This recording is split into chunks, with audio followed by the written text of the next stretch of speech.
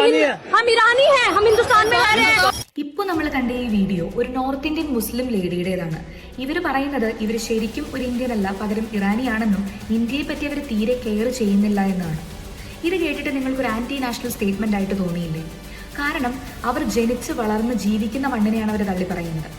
ഒന്നില്ലെങ്കിൽ അവർ സപ്പോർട്ട് ചെയ്യുന്ന രാജ്യത്ത് ജീവിക്കണം, അതുമല്ലെങ്കിൽ അവരെവിടെയാണോ ജീവിക്കുന്നത് ആ രാജ്യത്തിനെ സപ്പോർട്ട് ചെയ്യാൻ തയ്യാറായിരിക്കണം. ബഹ്റിനിലെ മിനിസ്റ്റർ പറഞ്ഞൊരു സ്റ്റേറ്റ്മെന്റ് ഇപ്പൊ വൈറലാവുന്നുണ്ട്. ബഹ്റിനേക്കാൾ കൂടുതൽ ഇറാനോടാണ് നിങ്ങൾക്ക് കൂടെങ്കിൽ നിങ്ങൾക്ക് അവിടേക്ക് പോകാമെന്ന് പറയുന്നൊരു സ്റ്റേറ്റ്മെന്റ്. എന്റെ അഭിപ്രായത്തിൽ ഈ ഒരു സ്റ്റേറ്റ്മെന്റ് അല്ലെങ്കിൽ ഈ ഒരു നിലപാട് നമ്മുടെ ഇന്ത്യൻ ഗവൺമെന്റ് കൂടെ എടുക്കണം.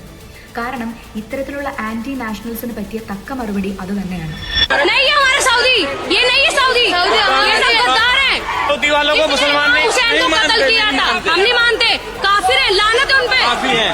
ഈ വീഡിയോയിൽ സംസാരിക്കുന്ന സ്ത്രീക്ക് ശരിക്കും സ്വന്തം മതത്തിനെ പറ്റിയിട്ട് തന്നെ വലിയ അറിവൊന്നുമില്ല എന്നുള്ളത് ആ വീഡിയോ കണ്ടാൽ മനസ്സിലാകും.